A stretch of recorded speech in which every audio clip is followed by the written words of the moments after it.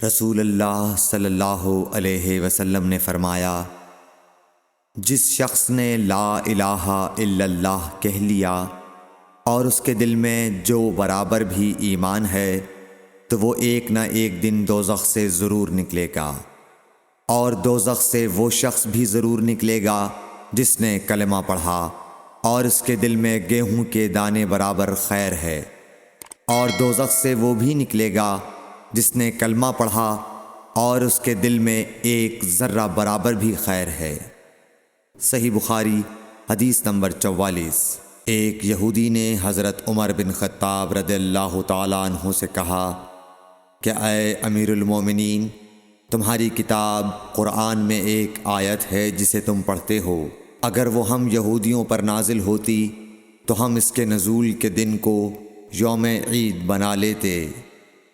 آپ نے پوچھا وہ کون سی آیت ہے؟ اس نے جواب دیا، سورہ مائدہ کی یہ آیت کہ آج میں نے تمہارے دین کو مکمل کر دیا اور اپنی نعمت تم پر تمام کر دی اور تمہارے لیے دین اسلام پسند کیا۔ حضرت عمر رضی اللہ تعالی عنہ نے فرمایا کہ ہم اس دن اور اس مقام کو خوب جانتے ہیں۔ جب یہ آیت رسول اللہ صلی اللہ علیہ وسلم پر نازل ہوئی، اس وقت آپ صلی اللہ علیہ وسلم عرفات میں جمعے کے دن کھڑے ہوئے تھے۔ صحیح بخاری حدیث نمبر 45۔ کہ نجد والوں میں سے ایک شخص حضرت صلی اللہ علیہ وسلم کے پاس آیا، سر پریشان یعنی بال بکھرے ہوئے تھے۔ ہم اس کی آواز کی بنبناہٹ سنتے تھے اور ہم سمجھ نہیں پا رہے تھے کہ وہ کیا کہہ رہا ہے، یہاں تک کہ وہ نزدیک آن پہنچا جب معلوم ہوا کہ وہ اسلام کے بارے میں پوچھ رہا ہے۔ حضرت صلی اللہ علیہ وسلم نے فرمایا کہ اسلام دن رات میں 5 نمازیں پڑھنا ہے۔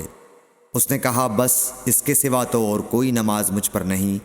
آپ نے فرمایا، نہیں، مگر تو نفل پڑھے تو اور بات ہے۔ حضرت صلی اللہ علیہ وسلم نے فرمایا، اور رمضان کے روزے رکھنا۔ اس نے کہا، اور تو کوئی روزہ مجھ پر نہیں ہے۔ آپ نے فرمایا، نہیں، مگر تو نفل روزے رکھے تو اور بات ہے۔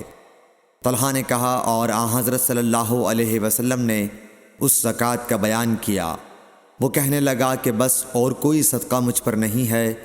آپ نے فرمایا، نہیں، مگر یہ کہ تو نفل صدقہ دے تو اور بات ہے۔ پھر وہ شخص پیٹھ موڑ کر چلا گیا، یوں کہتا جاتا تھا، قسم خدا کی میں نہ اس سے بڑھاؤں گا نہ گھٹاؤں گا۔ حضرت صلی اللہ علیہ وسلم نے فرمایا، اگر یہ سچا ہے تو اپنی مراد کو پہنچ گیا۔ صحیح بخاری حدیث نمبر 46۔